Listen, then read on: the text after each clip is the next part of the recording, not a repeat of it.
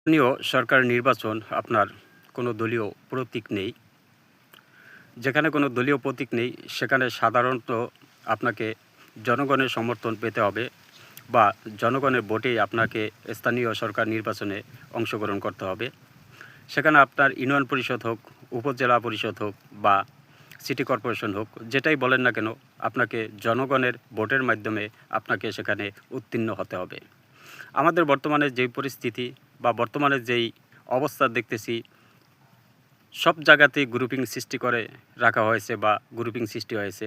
এই গ্রুপিং সৃষ্টির কারণে আমাদের স্থানীয় সরকার নির্বাচনে বিভিন্নভাবে ব্যাঘাত ঘটতে পারে। যদি আপনি আপনার ভোটের মাধ্যমে জনপ্রতিনিধি হতে চান, তাহলে অবশ্যই স্থানীয় সরকার নির্বাচনে গ্রুপ মুক্ত করতে হবে এবং জনগণ যার পক্ষে আছে তাকেই আপনার বেছে নিতে হবে। কারণ এখানে দলীয় কোনো প্রতীক নেই, যার কারণে দলের আধিপত্য বিস্তার করা সম্ভব হবে না। আপনাকে জনসাধারণের মাঝে যেতে হবে। কিন্তু কিছু ক্ষমতাশালী ব্যক্তি আছেন যারা মনে করেন যে ক্ষমতার অপব্যবহার করে জনপ্রতিনিধি হয়ে যাবেন। সেটা আসলেই মনে হয় যে সম্ভব নয়। সুতরাং নিজে যখন ভোটের মাঠে নামবেন তখন বুঝতে পারবেন যে জনগণের কাছে ভোট চাওয়া এবং জনগণের কাছ থেকে ভোট আদায় করে নেওয়া যে কত কঠিন একটি কাজ।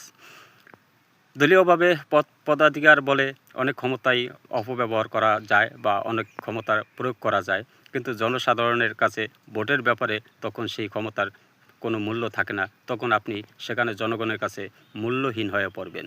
অতএব সবসময় আপনি রাজনীতি করেন বা পারিবারিকভাবে বা সামাজিকভাবে যেটাই করেন না কেন আপনাকে অবশ্যই জনগণের সাথে কাজ করতে হবে। কারণ জনগণ ছাড়া আপনি নেতাও হতে পারবেন না। জনগণের অধিকার ছাড়া আপনি নেতৃত্ব দিতে পারবেন না, কারণ সর্বময় ক্ষমতা জনগণের হাতে। অতএব আপনারা যে যেটাই মনে করেন না কেন, জনগণের সাথে মিশতে হবে, জনগণের ভালোবাসা আদায় করতে হবে এবং জনগণের সাথে সম্পৃক্ত থাকতে হবে। তাহলেই আপনি সফল হতে পারবেন।